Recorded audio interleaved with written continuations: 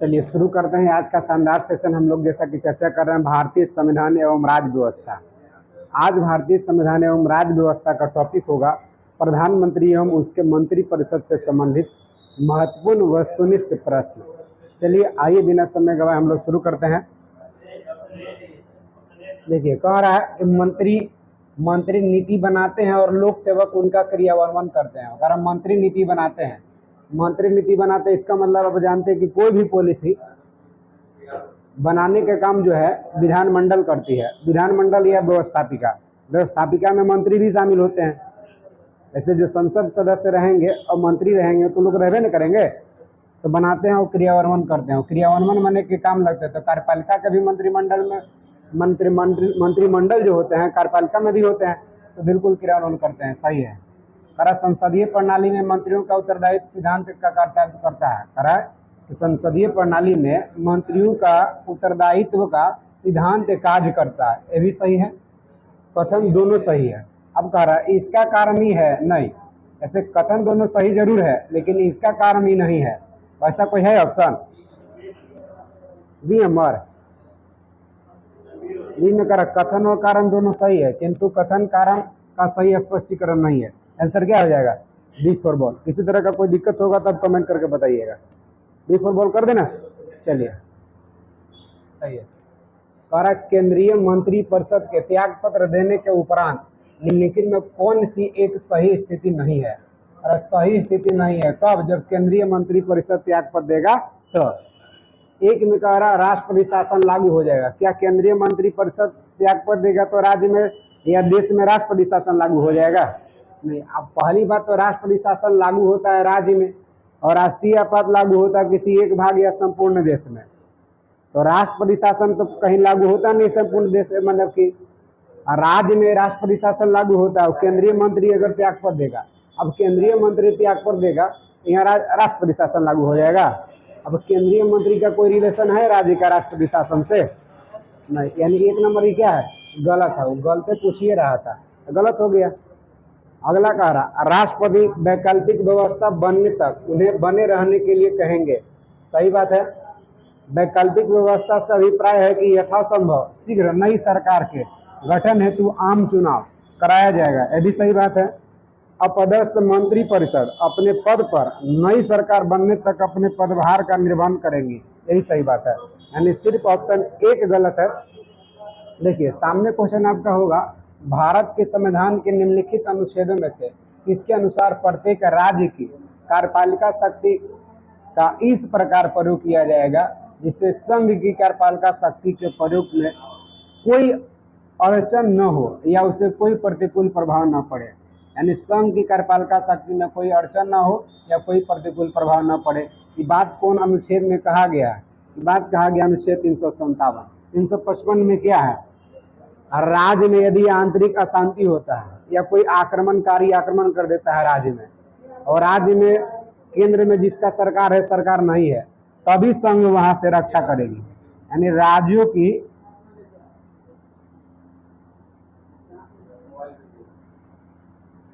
रक्षा, राज्यों का रक्षा करेगा चाहे आंतरिक अशांति हो।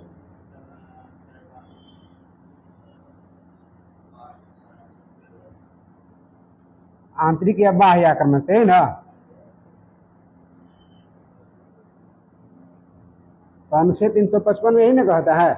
अगर वर्तमान समय में आप जैसा कि देख रहे हैं कि संघ में बीजेपी का सरकार है, बिहार में बीजेपी का सरकार नहीं है, तो क्या बिहार पर कोई यदि आक्रमण करे तो आरक्षण नहीं आएगा? रैपिड फोर्स नहीं आएगा? क्या सीआरपीएफ वाले नहीं आएंगे? आएंगे। क्या दंगा होगा तो नहीं आएंगे? आएंगे। तो वही कह रहा है कि आंतरिक अशांति या बाह्य आक्रमण से रक्षा राज्य का करेगी संघ। अनुच्छेद 355 है। 356 में क्या है? तो संघ की जानते हैं कि राष्ट्रपति शासन राज्य में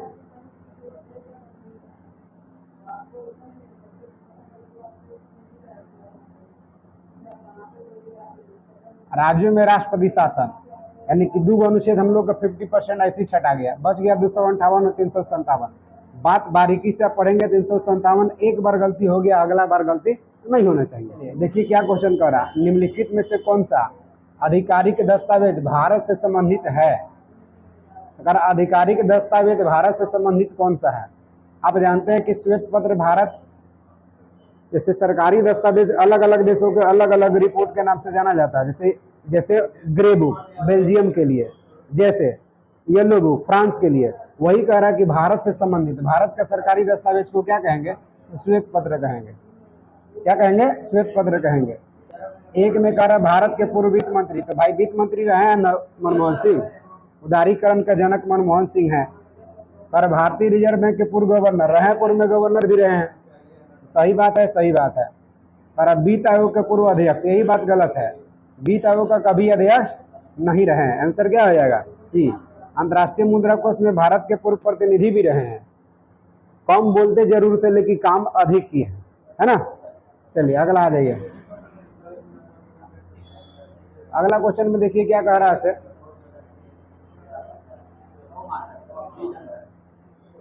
करा जो व्यक्ति संसद का सदस्य नहीं है, करा जो व्यक्ति संसद का सदस्य नहीं है केंद्रीय मंत्री रह सकता है? कितना दिन तक रह सकता है? यदि कोई व्यक्ति संसद का सदस्य नहीं है और मंत्री बन गया तो 6 माह के भीतर कोई ना कोई सदन का सदस्यता लेना होगा, चाहे लोकसभा का ले ले चाहे राज्यसभा का ले ले। तो अधिकतम कितना दिन तक रह सकता है? 6 माह। आंसर क्या हो जाएगा? B for ball. कोई दिक्कत है इसमें? कहेगा कि क्या संसद का सदस्य नहीं होते हुए भी मंत्री परिषद का सदस्य बन सकता है? हाँ बन सकता है, लेकिन 6 माह के भीतर उसको संसद की सदस्यता लेनी होगी। चलिए अगला क्वेश्चन में बताइए क्या इसका आंसर करें। शानदार, मस्त, जबरदस्त। देखिए क्या यहाँ कहना चाह रहा है। करा निम्नलिखित संवैधानिक संशोधनों में से कौन सा एक बताता है कि मंत्रिमंडल के कुल मंत्रियों, माने संघ में जो मंत्री हैं, मंत्रिमंडल के कुल मंत्रियों की संख्या प्रधानमंत्री को इंक्लूड करते हुए लोकसभा के सदस्यों की कुल संख्या के 15% से अधिक नहीं हो सकता। यही कहना चाह रहा है। भारतीय संविधान का 91वां संवैधानिक संशोधन 2003 में कहा गया ऐसा व्यवस्था, 2003 में ऐसा व्यवस्था किया गया कि प्रधानमंत्री से सहित मंत्रिपरिषद की कुल संख्या, मंत्रिपरिषद की कुल संख्या 15% से अधिक नहीं होना चाहिए। और राज्य में विधानसभा के 15% से अधिक मंत्रिपरिषद की संख्या नहीं होना चाहिए। जैसे मुख्यमंत्री वाली मुख्यमंत्री के सहित 15% से अधिक नहीं होगा, और संघ में प्रधानमंत्री के नेतृत्व वाली मंत्रिपरिषद की संख्या 15% से अधिक नहीं होगा। यानी वहाँ लोकसभा के 15% से अधिक नहीं, यहाँ विधानसभा के 15% से अधिक नहीं। बात समझ में आ रहा?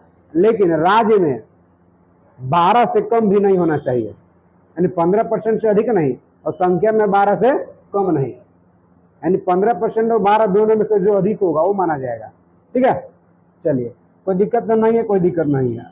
अब 92वां संवैधानिक संशोधन जानते हैं महत्वपूर्ण क्या है? क्या है 92वां भी हुआ 2003 में। कौन भाषा जोड़ा गया है बताइए? बोडमस याद रखना आपको, बोडमस, बोडो, डोंगरी, मैथिली, संथाली। बोडो, डोंगरी, मैथिली, संथाली। बोडो, डोंगरी, मैथिली, संथाली। भारतीय संविधान की 8वीं अनुसूची में 4 भाषा जोड़ा गया है 92वां संशोधन 2003 के तहत। वर्तमान में 8वीं अनुसूची में मान्यता प्राप्त भाषाओं की संख्या 22 हो गई है। क्लियर? चलिए, जो हम पीडीएफ पढ़ा रहे हैं सेम यदि पीडीएफ आप प्राप्त करना चाहते हैं तो हमारे टेलीग्राम चैनल का नाम है स्टडी पॉइंट पटना, वहां से जाकर इस पीडीएफ को प्राप्त करेंगे और जीरोक्स निकाल करके एक बार प्रैक्टिस करके हमारे साथ डेली जुड़ने का प्रयास करेंगे। देखिए कर अधोलिखित में से कौन सा वक्तव्य सही है भारत का प्रधानमंत्री के संबंध में? अब यहाँ कह रहा संसद के दोनों सदन के सदस्यों में से अपने मंत्रियों का चयन करने के लिए स्वतंत्र है। यह चयन करेगा और दोनों सदन के अलावा भी तो किसी व्यक्ति को राष्ट्रपति नामित कर सकता है प्रधानमंत्री के परामर्श से। गलत बात हो गया, राष्ट्रपति के हिसाब से नहीं, प्रधानमंत्री के हिसाब से। आगे देखिए, तो यानी प्रधानमंत्री के हिसाब से क्वेश्चन कह रहा है, अपने दोनों सदन के दोनों सदस्यों में से मंत्रियों का, एक अलावा भी तो कहीं और से मंत्री बन सकता है, जो सदन का सदस्य नहीं वो बन सकता है, 6 महीना के भीतर सदस्यता लेगा। इस विषय में भारत के राष्ट्रपति के साथ उचित परामर्श करके अपनी मंत्रिमंडल के सहयोगी का चयन करता है। चयन ही नहीं करता, चयन करता है कौन? राष्ट्रपति करता है। सिर्फ परामर्श देता है कौन? प्रधानमंत्री की, इसको चयन करना है। तो नियुक्त करने का, चयन करने का काम राष्ट्रपति का है। अगला कार्य, अपने मंत्रिमंडल में मंत्री के रूप में काम करने के लिए व्यक्तियों का चयन करने में पूर्णतः स्वविवेक का प्रयोग करता है। यही बात सही हो जा रहा है। अब प्रधानमंत्री किसी से परामर्श नहीं लेता, प्रधानमंत्री परामर्श राष्ट्रपति को देता है, यानी स्वविवेक का प्रयोग करता है, कारण कि प्रधानमंत्री बहुमत दल का नेता होता है। यही आंसर हो जाएगा सी।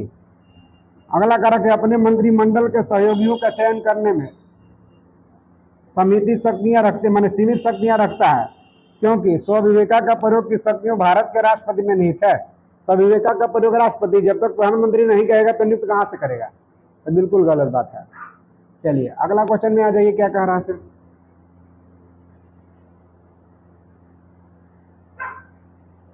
बता दीजिए, इसका मैं क्या आंसर कर दूं। संसद में कभी भी उपस्थित नहीं हुआ है। अब ये बात आप पढ़े होइएगा चौधरी चरण सिंह। अब चौधरी चरण सिंह क्या रंगदार आदमी थे कि कभी भी भाग नहीं लिए? नहीं, चौधरी चरण सिंह को मौका ही नहीं मिला। जैसा कि आप जानते हैं कि 2 अधिवेशन के बीच लोकसभा हो या चाहे राज्यसभा हो, अधिकतम अंतराल 6 माह का होता है। चौधरी चरण सिंह जब बने तो उनके 6 महीना के गैप में मैंने संसद का सदन नहीं चला, मतलब कि 4-5 महीने के लिए रह गई है, तो संसद का सत्र जब चलेगा तब मैंने भाग लेंगे। तो यही चौधरी चरण सिंह कहता कि एकमात्र कौन प्रधानमंत्री जो कभी भी लोकसभा का सामना नहीं किए, सदन का सामना नहीं किए, चौधरी चरण सिंह। इसका वजह ये नहीं है कि वो रंगदार थे, इसका वजह यह है कि सदन का सत्र आयोजित ही नहीं किया गया था जब वो प्रधानमंत्री रहे। आगे देखिए और क्वेश्चन पूछता है इसमें, क्या विश्वनाथ प्रताप सिंह के बारे में पूछता है कि एकमात्र भारत के प्रधानमंत्री जो अविश्वास प्रस्ताव से हटाए गए, अविश्वास प्रस्ताव से हटाए गए प्रधानमंत्री कौन है? विश्वनाथ प्रताप सिंह। नाम लग रहा है जैसे विश्वनाथ प्रताप सिंह, लेकिन अविश्वास प्रस्ताव से हटाए गए एकमात्र प्रधानमंत्री विश्वनाथ। अब कौन? विश्वनाथ यानी बीपी सिंह, वही ना विश्वनाथ प्रताप सिंह। चलिए अटल बिहारी वाजपेयी का एक काल में सबसे कम अवधि में मात्र 13 दिन में 13 दिन के काज का एक बार में सबसे कम अवधि के लिए प्रधानमंत्री के पद पर रहने वाले प्रधानमंत्री कौन? तो अटल बिहारी वाजपेयी। कोई दिक्कत है? कोई दिक्कत नहीं। अगला क्वेश्चन में आ जाइए, बताइए इसका हम क्या आंसर कर दें। जैसा कि स्क्रीन पर सब कुछ नजर आ रहा होगा, आप देख रहे होंगे मैं क्या आंसर करूं। चलिए देखिए पढ़ते हैं क्या कह रहा। यदि भारत के प्रधानमंत्री संसद के उच्च सदन के सदस्य है तो देखिए मैटर क्या से पहले उच्च सदन किसको कहते हैं? उच्च सदन कहिए या स्थायी सदन कहिए या द्वितीय सदन कहिए या बुजुर्गों का सदन कहिए या शिक्षित सदन कहिए,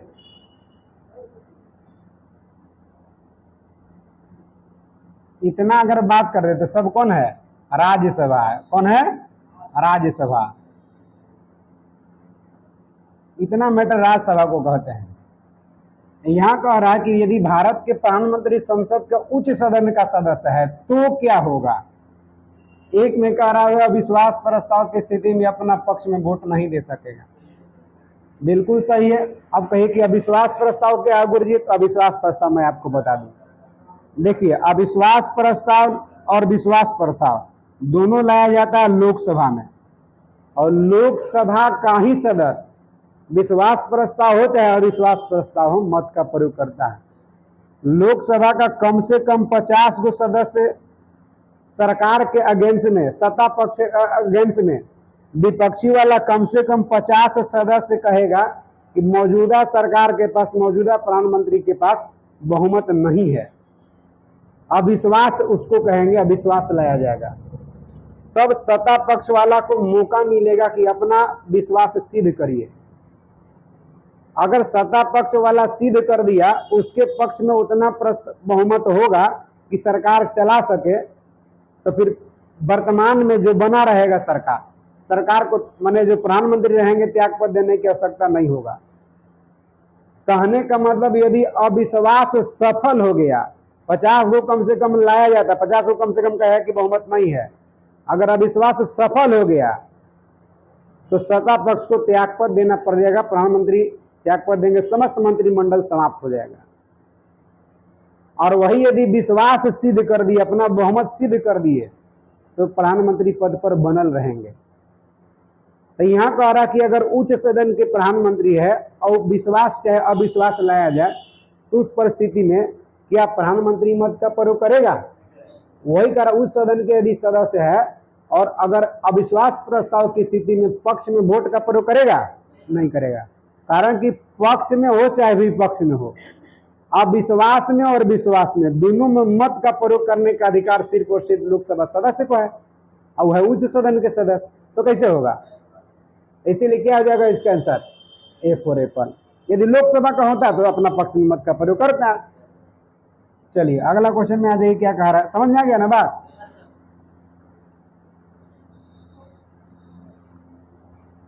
चलिए, जवाहरलाल नेहरू लगातार 2 बार रहे, इंदिरा गांधी भी 2 बार रही, पहली बार राज्यसभा के सदस्य रही, फिर लोकसभा के सदस्य थी तो बनी, गुलजारीलाल नंदा भी, अटल बिहारी वाजपेयी भी, इसी लोग सभी हो जाएगा। हाँ, कार्यवाहक प्रधानमंत्री भी रहे हो, इसीलिए हो जाएगा उपयुक्त सभी। Answer D for dog. चलिए अगला क्वेश्चन में देख लीजिए कि क्या होगा, बताइए इसका मैं क्या आंसर कर दूं। क्वेश्चन में कह रहा है भारत का प्रधानमंत्री बनने के लिए न्यूनतम आयु कितनी होनी चाहिए? माने लोकसभा में बहुमत दल का जो नेता होता है साधारणतः उसी व्यक्ति को राष्ट्रपति प्रधानमंत्री नियुक्त करता है। यानी प्रधानमंत्री का नियुक्ति होता है, और प्रधानमंत्री कौन होता है? तो लोकसभा में बहुमत दल का नेता होता है। और लोकसभा सदस्य बनने के लिए कम से कम उम्र चाहिए 25 वर्ष। कितना चाहिए? 25 वर्ष। कहीं कि लोकसभा सदस्य बनने के लिए अधिकतम उम्र सीमा, तो अधिकतम की कोई चर्चा नहीं है। राज्यसभा सदस्य बनने के लिए अधिकतम उम्र सीमा की कोई चर्चा नहीं है। अब राज्यसभा का सदस्य हो गया वो भी प्रधानमंत्री बन सकता है, लेकिन कह रहा प्रधानमंत्री बनने के लिए न्यूनतम उम्र तो लोकसभा वाला में कम है ना, तो हो जाएगा 25 वर्ष। कहेगा प्रधानमंत्री बनने के लिए अधिकतम उम्र, तो अधिकतम की कोई सीमा नहीं है। क्लियर? 25 वर्ष। कहने का मतलब देखिए, आप जानते हैं कि मत देने का अधिकार कितना उम्र में मत देते हैं लोग?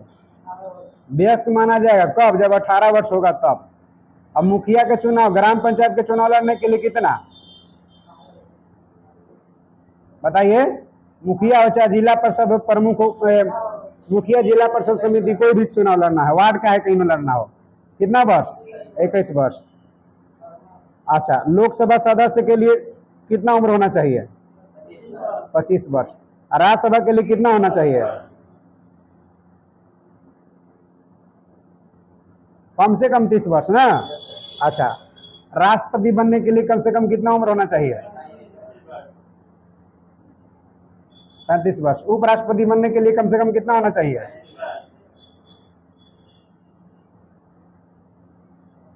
35 वर्ष। लड़का का विवाह करने का उम्र कितना होना चाहिए?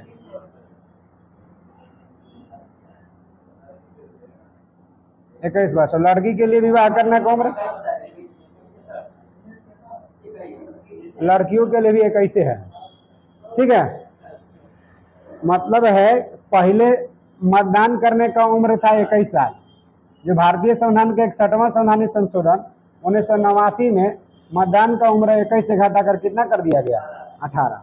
इसका मतलब है कि सरकार भी जानती है कि देश चलाने से ज्यादा मुश्किल होता है पत्नी को चलाना, इसीलिए विवाह करने का उम्र 21 रखा है, और लेकिन मत देने का अधिकार रखा है 18 साल, यानी देश चलवाने के लिए।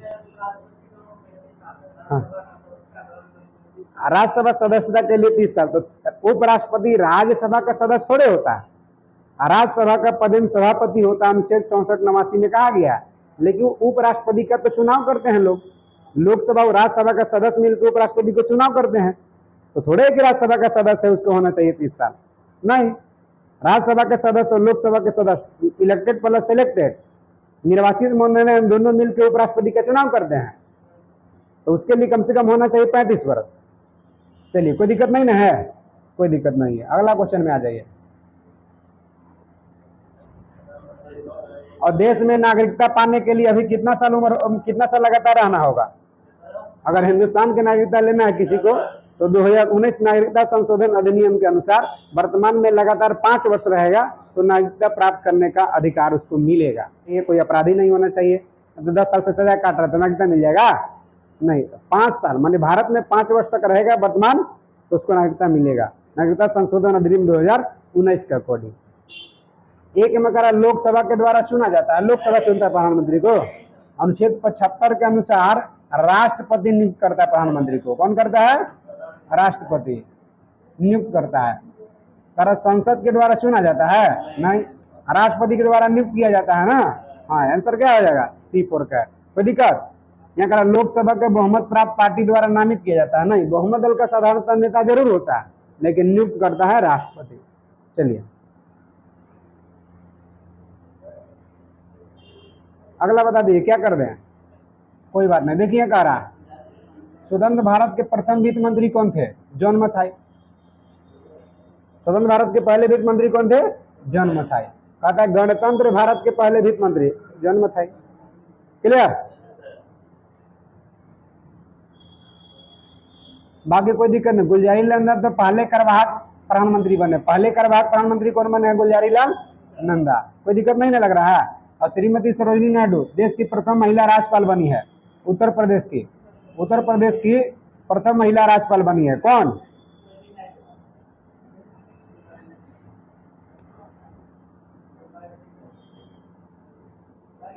उत्तर प्रदेश की प्रथम महिला राज्यपाल बनी है सरोजिनी नायडू।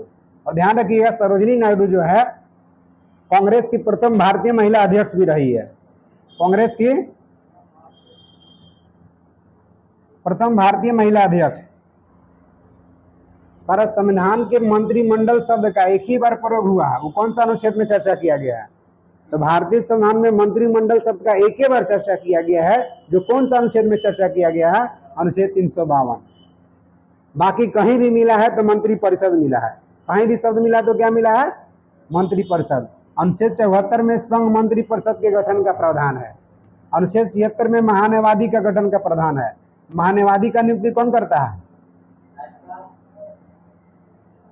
महान्यायवादी को अटॉर्नी जनरल ऑफ इंडिया कहिए। देश का सबसे बड़ा विधि अधिकारी महान्यायवादी होता है। देश का सबसे बड़ा विधि अधिकारी कौन होता है? महान्यायवादी। अनुच्छेद 76 के तहत राष्ट्रपति नियुक्त करता है और राष्ट्रपति के प्रसाद पर्यंत पद पर रहबो करता है।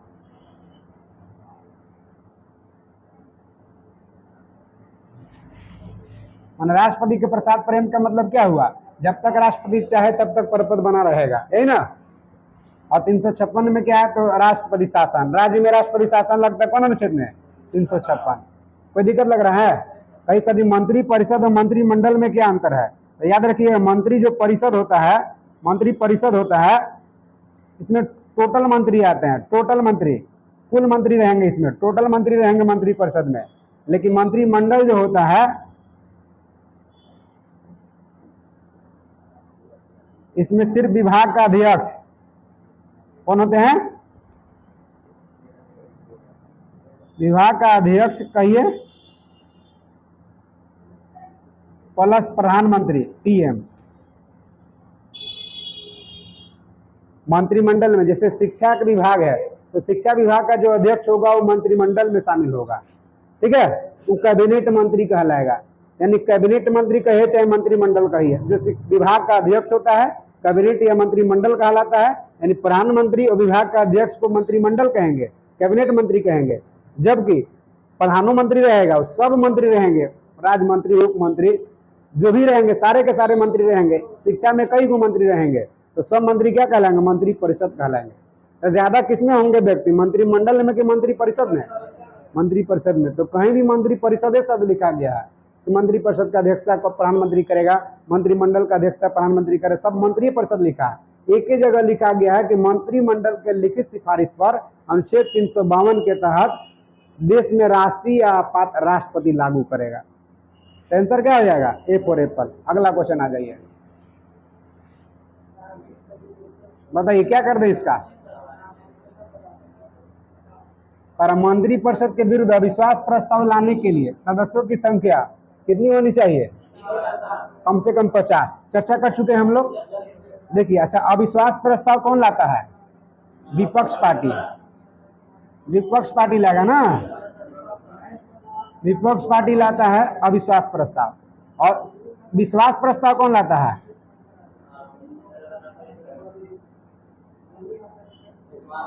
सत्ता पक्ष। मतलब ये है कि कांग्रेस जो है अविश्वास प्रस्ताव लाएगी, कम से कम 50 को सदस्य कहेगा तब कि मोदी जी के पास बहुमत नहीं है, इसलिए अविश्वास प्रस्ताव लेके आएगा। 50 को कम से कम कहेगा तब अविश्वास लाएगा, तब फिर सिद्ध करेगा कि हाँ हमारे तरफ अविश्वास के फेवर में ज्यादा लोग हैं, तो मोदी जी को त्यागपत्र देना पड़ेगा, समस्त मंत्रिमंडल समाप्त हो जाएगा। लेकिन विश्वास सत्ता पक्ष को मौका मिल रहा है कि अपना बहुमत सिद्ध करिए, बहुमत सिद्ध कर दिए, सत्ता पक्ष बनल रहेंगे। कोई दिक्कत है? आंसर C4 कैट हो जाएगा। अगला क्वेश्चन में आ जाइए, बताइए इसका क्या कर दे आंसर। द्वारा निम्नलिखित में से किसका भारत के संविधान में तो स्पष्ट उल्लेख नहीं है पर परिपाटी के रूप में पालन किया जाता है। कहा कि भारतीय संविधान में तो स्पष्ट लिखा हुआ नहीं है, लेकिन उस तरह का प्रावधान है परिपाटी के रूप में, माने लगता है, झलकता है। किसके बारे में कह रहा है? ई वाला तो कह रहा कि वित्त मंत्री निम्न सदन का सदस्य होना चाहिए, ये तो एकदम नहीं है, उच्च सदन भी होना चाहिए। निम्न सदन में बहुमत खो दे देगा। निम्न सदन बोले तो लोकसभा ना, तो लोकसभा में जब तक बहुमत रहेगा तभी ना प्रधानमंत्री रहेगा, और निम्न सदन में बहुमत खो देगा तो प्रधानमंत्री नहीं रहेगा। वही कारण लिखित में उल्लेख नहीं है, लेकिन परिपाटी में इसका उपयोग होता है। तो ऐसा लिखा हुआ नहीं, लेकिन इसका परिपाटी में इसका उपयोग होता है, इसी का उपयोग होता है परिपाटी में।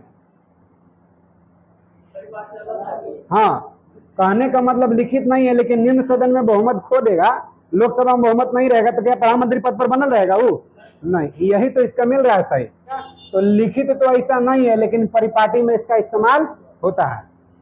अपनी पदावधि के समाप्ति के पूर्व ही राष्ट्रपति उपराष्ट्रपति दोनों एक साथ पद त्याग करने पर संसद के निम्न सदन, नहीं, निम्न सदन वाला कौन करेगा? सर्वोच्च न्यायालय का मुख्य न्यायाधीश काम करेंगे, है ना। आंसर क्या आ जाएगा? B फॉर बॉल हो जाएगा। करा उप प्रधानमंत्री का से करा मूल संविधान के अंतर्गत हुआ था? मूल संविधान में प्रधानमंत्री की व्यवस्था था? नहीं।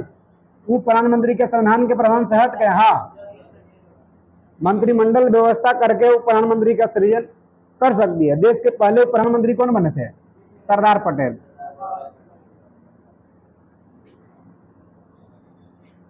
और देश के अभी जो अंतिम उप प्रधानमंत्री बने वो कौन बने थे?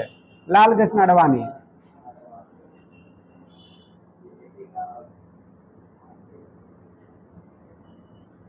लेकिन अभी क्या उप प्रधानमंत्री की व्यवस्था है? नहीं। अब उप प्रधानमंत्री गृह मंत्री को भी आप कर सकते हैं। उप प्रधानमंत्री का जो भी कार्यभार है सब गृह मंत्रालय के अधीन हो गया है, इसीलिए आंसर क्या हो जाएगा? B फॉर बॉल हो जाएगा। 44वां संशोधन में तो बहुत बात हुआ था। क्या हुआ था? तो संपत्ति के अधिकार को मौलिक अधिकार के श्रेणी से हटा दिया गया था, वैधानिक कानूनी अधिकार बना दिया गया था। 44वां 1978 में हुआ था कि आंतरिक अशांति के आधार पर देश में राष्ट्रीय पद नहीं लगेगा, सशस्त्र सैनिक विद्रोह करेगा तभी लगेगा। 44वें में हुआ है। 44वें संशोधन 1978 में हुआ था कि लोकसभा विधानसभा का कार्यकाल 6 साल से घटाकर 5 साल कर दिया गया था। कारण कि 42वां 1976 में 5 साल से 6 साल बढ़ाया गया था, 44वां में 6 से 5 कर दिया गया था, है ना। 44वां 1978 में और भी बेटर हुआ था कि 44वां 1978 के तहत किसी विशेष क्षेत्र में राष्ट्रीय पद लगेगा, चाहे संपूर्ण देश में भी राष्ट्रीय पद लग सकता है। इसमें बहुत ही बात हुआ। बताइए इसका क्या कर दें? अरे भारत के किस प्रधानमंत्री की मृत्यु देश के बाहर हुआ है? देखिए, प्रधानमंत्री 3 गो अपना काज पर रहते ही मृत्यु हुआ है। पंडित जवाहरलाल नेहरू, लाल बहादुर शास्त्री और किनका?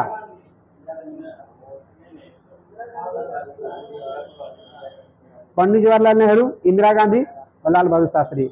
माने 3 गो ऐसे प्रधानमंत्री हुए जो काज अवधि में ही मृत्यु को प्राप्त हुआ है। ठीक है, तो यहाँ कर भारत के किस प्रधानमंत्री की मृत्यु देश के बाहर हुआ है? तो देश के बाहर लाल बहादुर शास्त्री का 1966 में ताशकंद समझौता के दौरान हुआ था।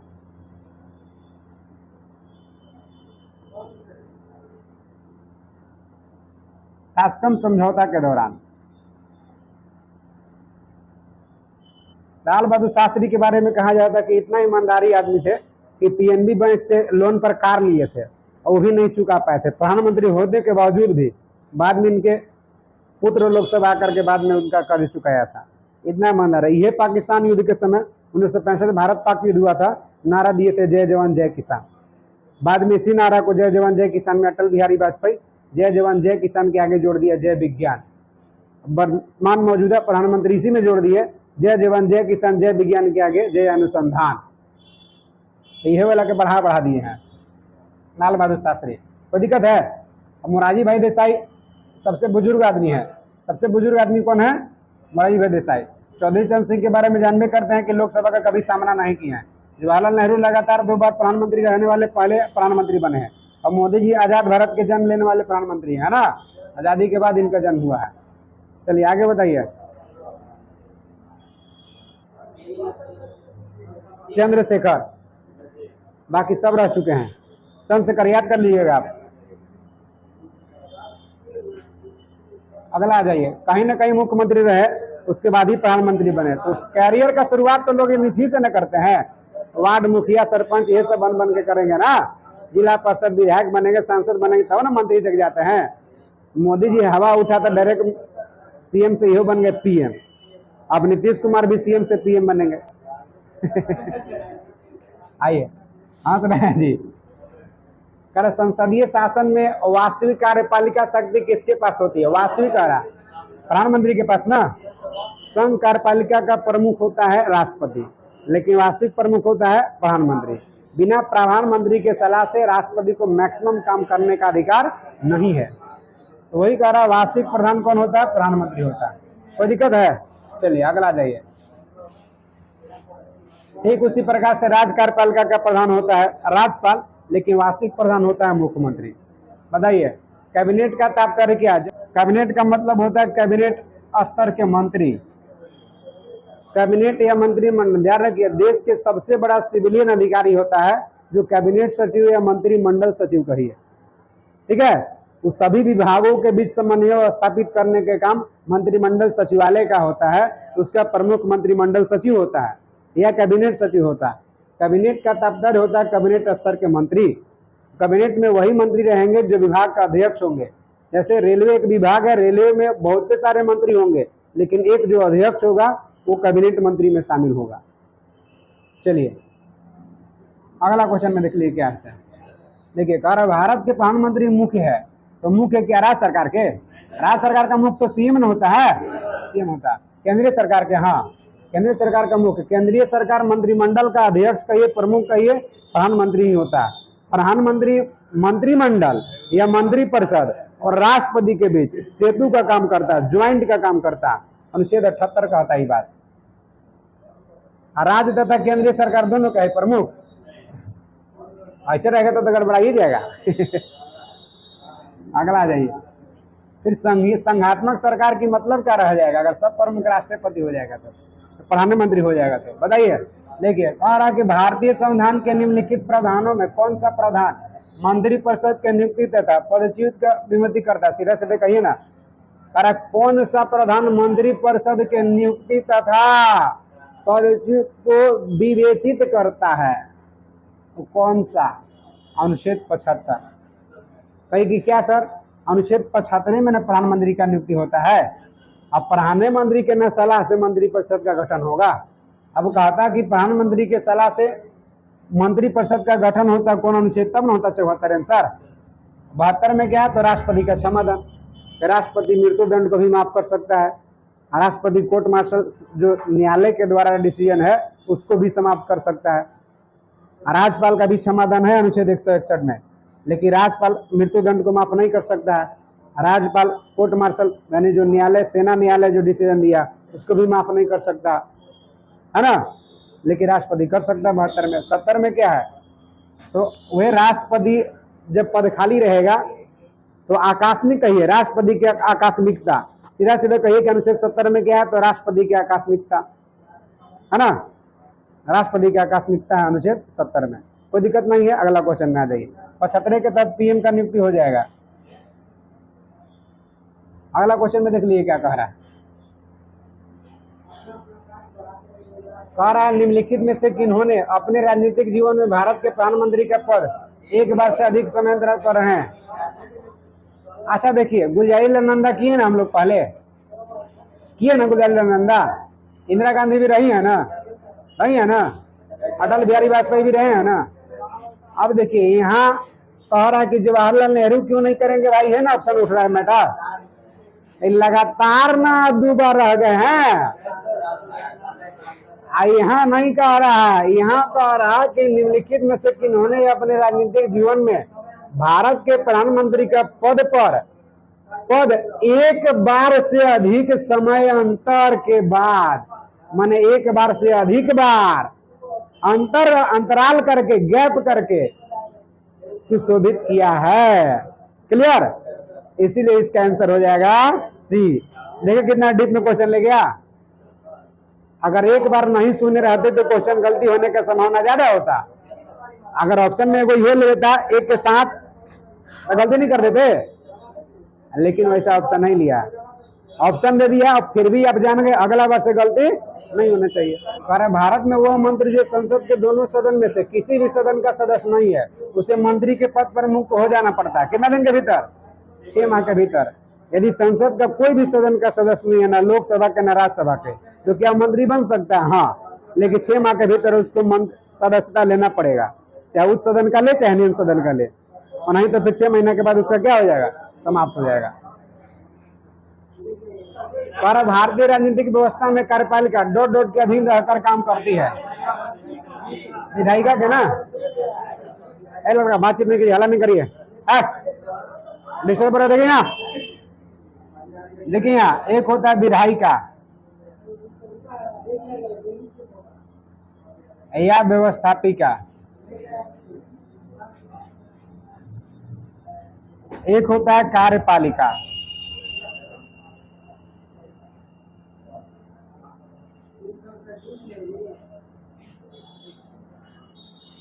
एक होता है न्यायपालिका।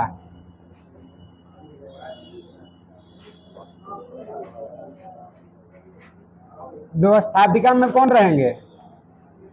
संसद, विधानमंडल।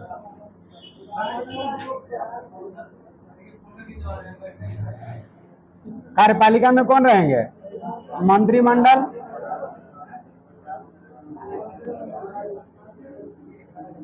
राष्ट्रपति सब रहेंगे, राष्ट्रपति उपराष्ट्रपति, प्रधानमंत्री रहेंगे, एकरे में पुलिस प्रशासन भी सब रहेंगे कार्यपालिका में। न्यायपालिका में कौन हो जाएगा? सुप्रीम कोर्ट हो जाएगा, हाई कोर्ट हो जाएगा, सब कोर्ट आ जाएगा एकरे में, है ना, सब कोर्ट इसी में आ जाएगा। अब देखिए विधायिका व्यवस्थापिका का क्या काम है? तो नियम कानून को बनाना।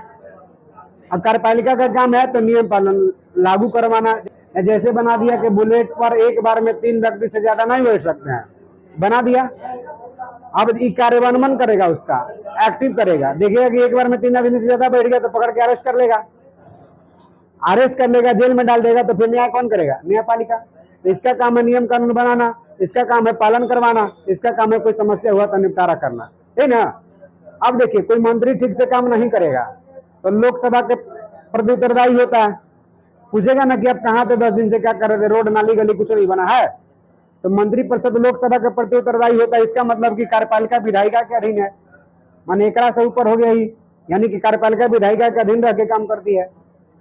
अब संसद कोई कानून बनाया और संविधान के विपरीत है, वो संविधान को अवैधानिक करार करता है, संविधान को अगर अतिक्रमण करे, संविधान का हिसाब से नहीं हो तो उस कानून को अवैधानिक घोषित कर देगा न्यायालय। इसका मतलब अवैधानिक का संवैधानिक घोषित कहे कि नहीं, इलीगल नहीं है, ये कानून नहीं चलेगा। जैसे संसद कानून बना दिया, किसी प्रकार का संसद कानून बना जो संविधान का अतिक्रमण करता है, तो उस कानून को न्यायालय क्या करेगा? अवैधानिक घोषित कर देगा। इसका बनावल कानून धर ले रह जाएगा, होगा ऐसा। इसका मतलब कि कर ऊपर भी कौन है? न्यायपालिका होगा। तो देखिए कार्यपालिका विधायिका के अधीन रह के काम करता है और विधायिका न्यायपालिका के अधीन रह के काम करता है, यही ना।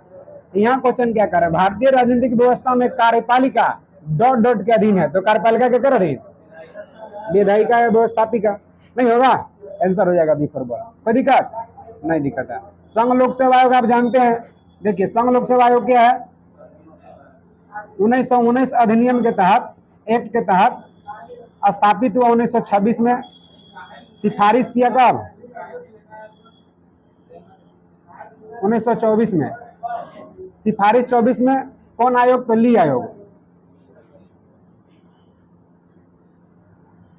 बात कर दें संघ लोकसभा वर्तमान सदस्यों की संख्या 10 है, कम बेसी करने के पावर राष्ट्रपति के पास।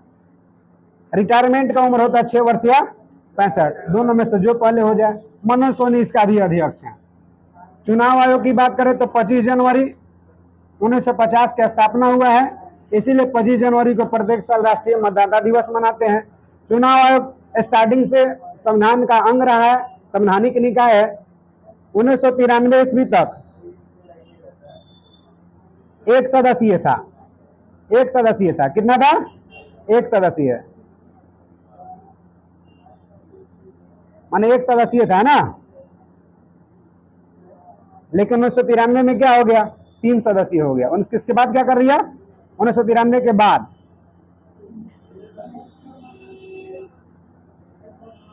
3 सदस्यीय हो गया। क्लियर है? इसका यही ना काम है, वोटर लिस्ट तैयार करना, राजनीतिक दलों को मान्यता देना, आचार संहिता लाना, चुनाव कराना, ये सब ना काम है इसका। चलिए, कोई दिक्कत नहीं है। तब तक आप लोग बनाइए। एच.डी. देवगौड़ा, भारत के 12वें प्रधानमंत्री एच.डी. देवगौड़ा आते रहना।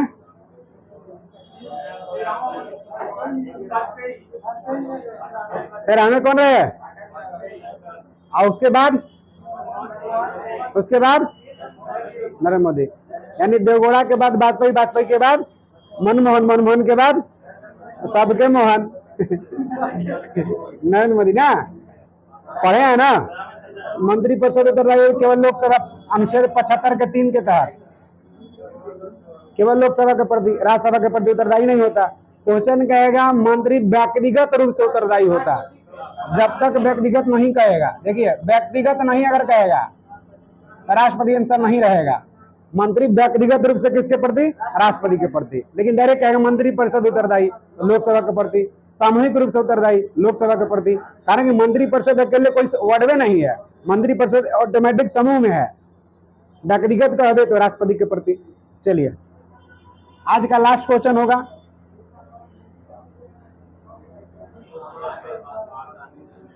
चलिए, निम्नलिखित में से किसे संसद को संबोधित करने का अधिकार प्राप्त है? अब संसद को संबोधित करने का अधिकार है, माने संसद में भाग लेने का अधिकार, यही ना?